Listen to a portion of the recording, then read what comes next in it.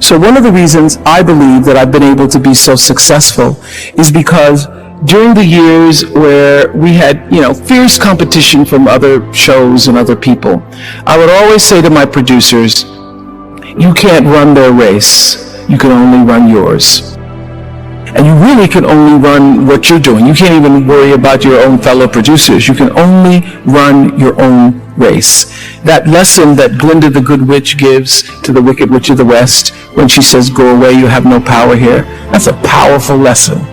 Because I have seen over the years in so many interviews and even in my real life experiences, people losing their power because you're giving your power to other people. You lose your power when you try to take control of somebody else's energy because you have no power in any energy field other than that which is your own.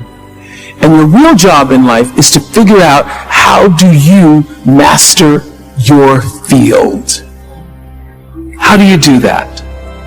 By consistently choosing love, by living in the space of gratitude, and knowing that that power that you feel from time to time comes from a source that is greater than yourself. Because nobody gets out of here alone. Nobody. Nobody is making it alone.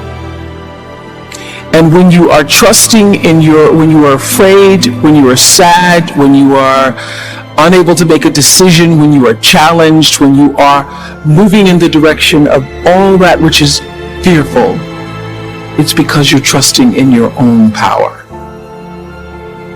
I couldn't get here by my little bitty ego self. When you look at where I've come from, a little town, apartheid town, Kosciuszko, Mississippi, in 1954, where there were more lynchings of black men per capita than any place else in the world. Where you had to be off the streets, literally, when white people walked down the streets. Where there was no vision or hope for you as a black man or black woman, other than being a domestic or teaching in the colored school. And my ability to step into literally the flow and grace that I call God is what has gotten me here. And I consistently mind that, because having a spiritual life isn't something that you can attain because you already are a spiritual life. Pierre Teilhard de Chardin said, we're spiritual beings having a human experience. I know this to be true. So it's not like you can go out seeking a spiritual life. You already are one. And the real job is for you to become aware of the soul's calling and the spirit that resides in, above, around, and through you. And be about the business of fulfilling that. There is no one else in creation like you. There's nobody like you. And what you've come to do and what you have to offer is like no other, even if they're all doing the same thing.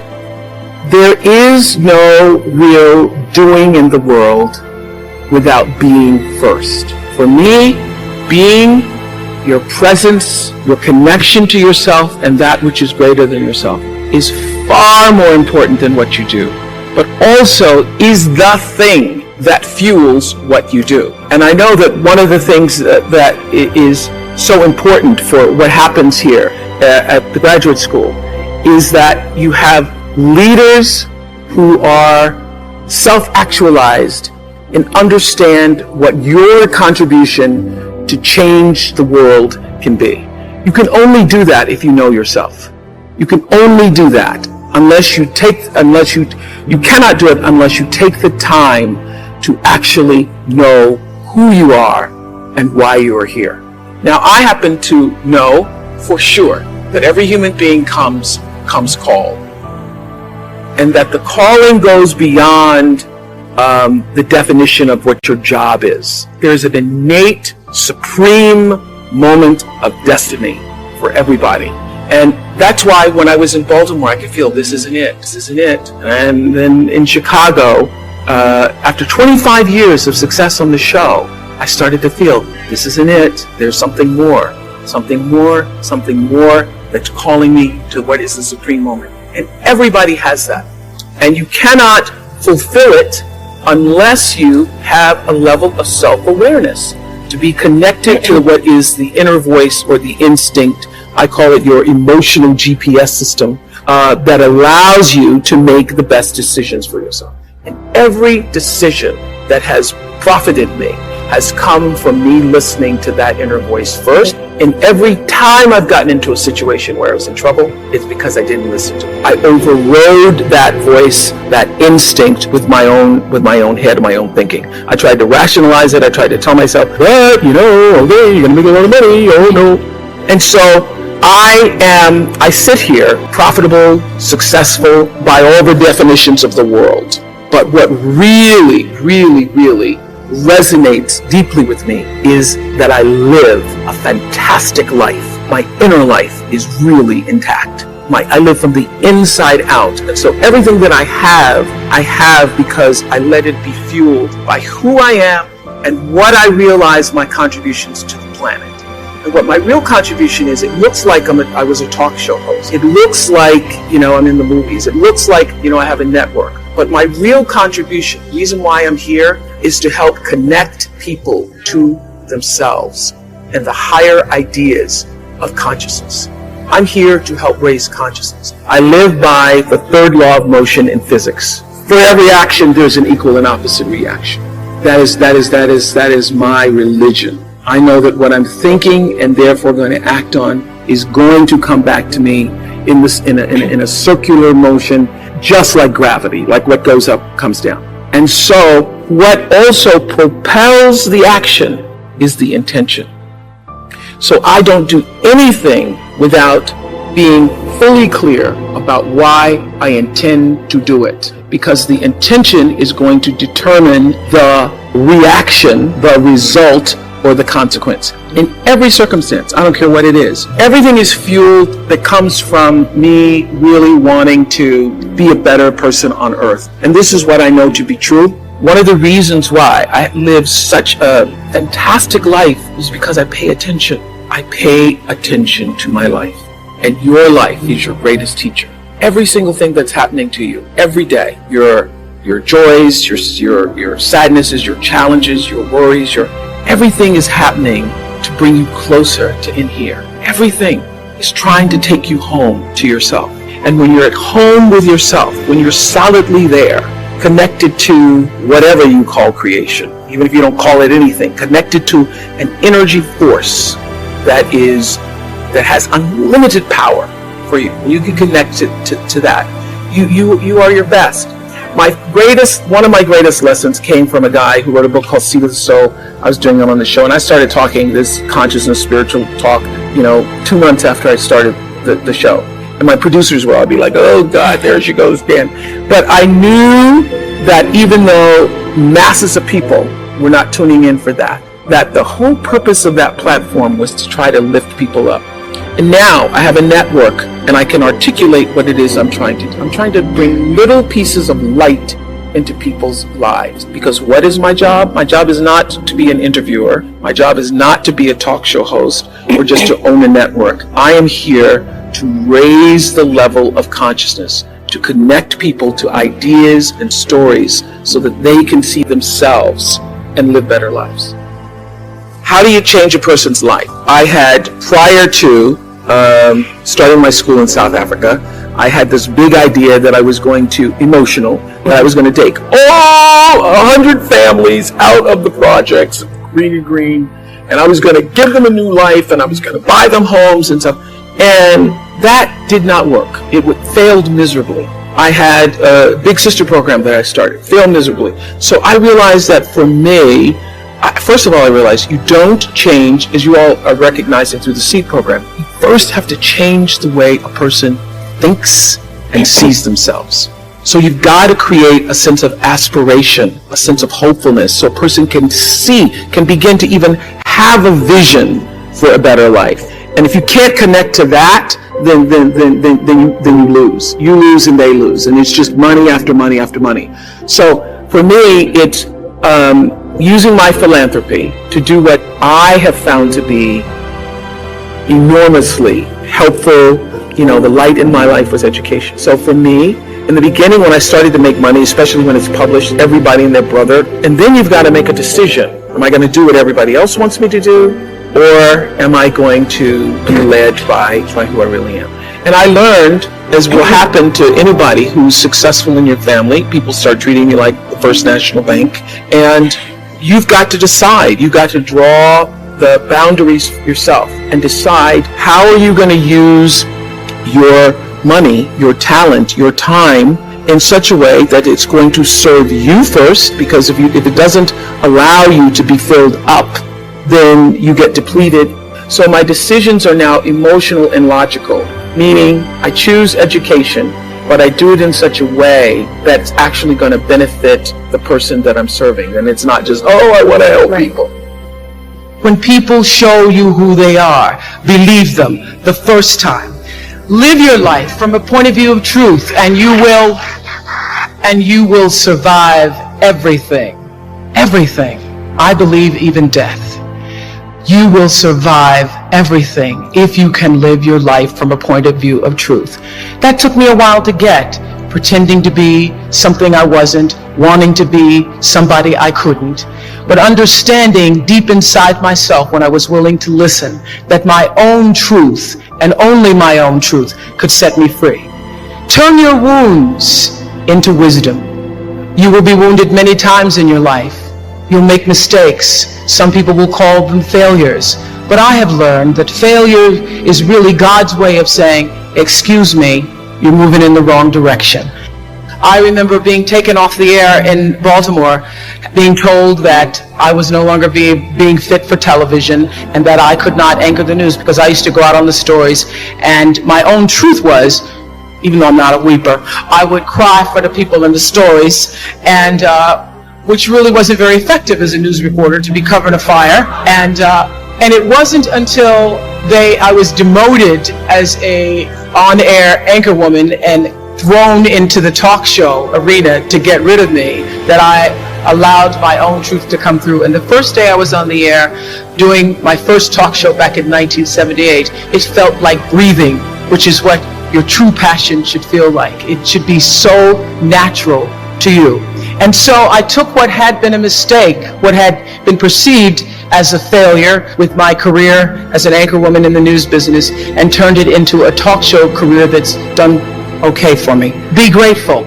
I have kept a journal since I was 15 years old, and if you look back on my journal when I was 15, 16, it's all filled with, boy troubles, men troubles. My daddy wouldn't let me go to Shoney's with Anthony Odie, things like that. As I've grown older, I've learned to appreciate living in the moment, and I ask that you do too. I've asked all of my viewers in America and across the world to do this one thing. Keep a grateful journal. Every night, list 5 things that happened this day, in days to come, that you are grateful for. What it will begin to do is to change your perspective of your day and your life. I believe that if you can learn to focus on what you have, you will always see that the universe is abundant and you will have more.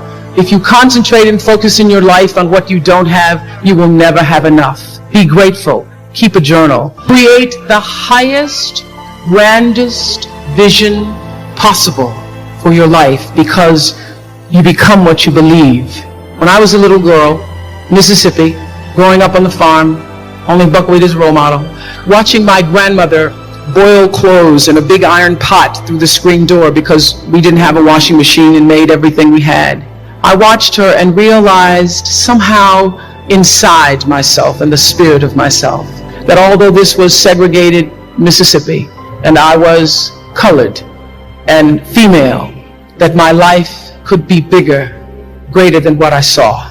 I remember being 4 or 5 years old. I certainly couldn't articulate it, but it was a feeling, and a feeling that I allowed myself to follow. I allowed myself to follow because if you were to ask me, what is the secret to my success? It is because I understand that there is a power greater than myself. If you can be still long enough in all of your endeavors, the good times, the hard times, to connect yourself to the source, I call it God, you can call it whatever you want to, the force, nature, Allah, the power. If you can connect yourself to the source and allow the energy that is your personality, your life force, to be connected to the greater force, anything is possible for you. I am proof of that. I think that my life, the fact that I was born where I was born and the time that I was and have been able to do what I've done, speaks to the possibility, not that I am special, but that it could be done. Hold the highest, grandest vision for yourself. I'm not afraid, because I know that all of us have limited time here. But the real question is, who are you and what do you want to do with it? And how are you going to use who you are? My favorite line from Seed of the Soul is, when the personality comes to serve the energy of your soul, that is authentic empowerment. When you align your personality with what your soul came to, and everybody has it, align your personality with your purpose, and nobody can touch you. And you wake up every day and you are fired up. It's like, oh my God, another day! It's so great! Because everybody has a purpose. So your whole thing is to figure out what that is. Your real job is to figure out why you're really here, and then get about the business of doing that. That's it. So how do you continue to prepare yourself to live out the highest, fullest, truest expression of yourself as a human being? I just want to end with this. There are no mistakes. There really aren't any. Because you have a supreme destiny. When you're in your little mind, in your little personality mind, where you're not centered, or you really don't know who you are, that you come from something greater and bigger, and we really all are the same. When you don't know that, you get all flustered. You get stressed all the time, wanting something to be what it isn't. There's a supreme moment of destiny calling on your life. Your job is to feel that, to hear that, to know that. And sometimes when you're not listening, you get taken off track. You get in the wrong marriage, the wrong relationship, you take the wrong job. Yeah, but it's all leading to the same path. There are no wrong paths. There are none. There's no such thing as failure, really, because failure is just that thing trying to move you in another direction. So you get as much from your losses as you do from your victories, because the losses are there to wake you up. So when you understand that, you don't allow yourself to be completely thrown by a grade or by a circumstance, because your life is bigger than any one experience. And if I always ask people on Super Soul Sunday to tell me, what would you say to your younger self? Every person says in one form or another, I would have said, relax. Relax. It's going to be okay. It really is going to be okay. Because even if you're on a detour right now, and that's how you know, when you're not at ease with yourself, when you're feeling like, that is the cue that you need to be moving in another direction. Don't let yourself get all thrown off, continue to be thrown off course. When you're feeling off course, that's the key. How do I turn around? So when everybody was talking about, when I started this network, if I had only known, good Lord, how difficult it would be. The way through the challenge is to get still and ask yourself, what is the next right move? Not think about, I got all of this to do. What is the next right move? And then from that space, make the next right move and the next right move. And not to be overwhelmed by it, because you know your life is bigger than that one moment. You know you're not